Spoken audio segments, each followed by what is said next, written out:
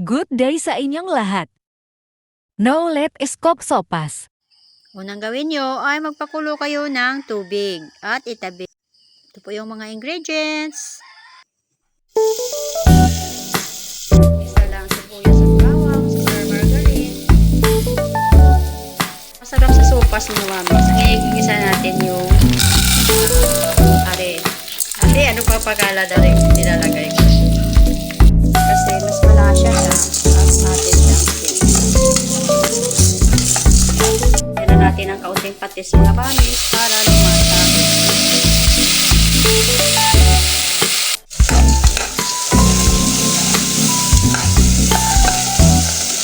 Momis kaya mainit na tubig kang ilalagay para hindi malupsak ang sopas.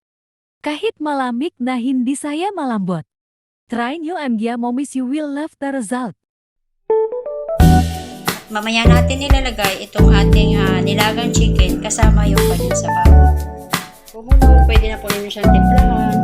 Pwede nyo po dagdagan kung ano gusto nyo pong masarap. Mga seasoning. Nasa sa inyo po mga mamis kung ano po dagdag po natin dito. Pero ito po ay simpleng sopas lamang. Pwede natin ang paminta. Kunti lang paminta mga mamis pag may mga bata kasi maanghang ang paminta. Malambot na, ilagay na natin yung ating chicken na pinakuluan.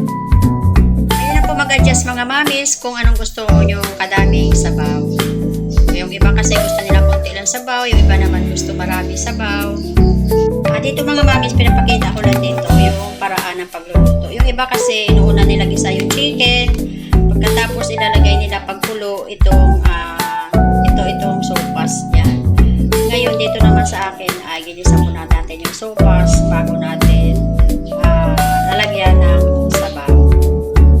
Mas maganda ito mga mamis kasi mas mabango siya at saka mabilis lumambot ang ating noodles. Tikman po at pag okay na po yung lasa ay atin na pong patayin at mga mamis atin palang titikman yung noodles. Pag masyadong lutong-luto, malambot naman na po. Pagka medyo may kinakagat-kagat pa tayo ng konti ay papatay na natin kasi maluluto na po siya doon sa init. Papatayin na natin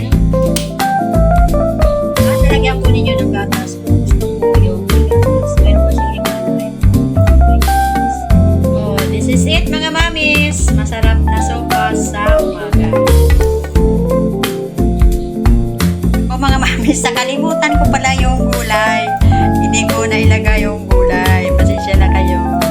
So, ang gawin natin ay tayo ay magpapakulo na lang ng tubig. May natira.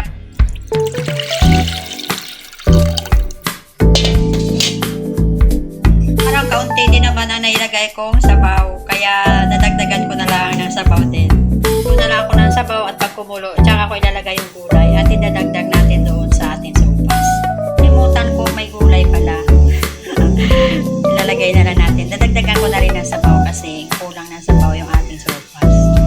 Sopas naman kasi ay talagang naiigas yan. Parang inaano niya yung sabaw. Kaya kagandahan mga mami ay hindi lutong-luto ang inyong sopas. Ito yung ano ba tawag dito? Noodles. Yan yung shell. Parang habang lumalamig siya ay naluluto. Hindi siya isa. Ayan, kumulo na siya mga mamis. Kaya ilalagay na natin yung ating gulay. Kasi malulubsak pagka doon ko pa papakuluan sa sopas saka ilalagay yung gulay. Pwede naman madali lang naman gumamit. Pagkulo. Okay. Kulo na mga mamis. So ate, papatayin na. At ilalagay na lang natin dito siya sa sopas. Yan. Sige mga mamis. Mayroong remedios o remedy. Luto na kayo ng sopas mga mamis. Pwede nyo ilagay ang gatas pagkatapos lutuin o pwede rin naman habang doon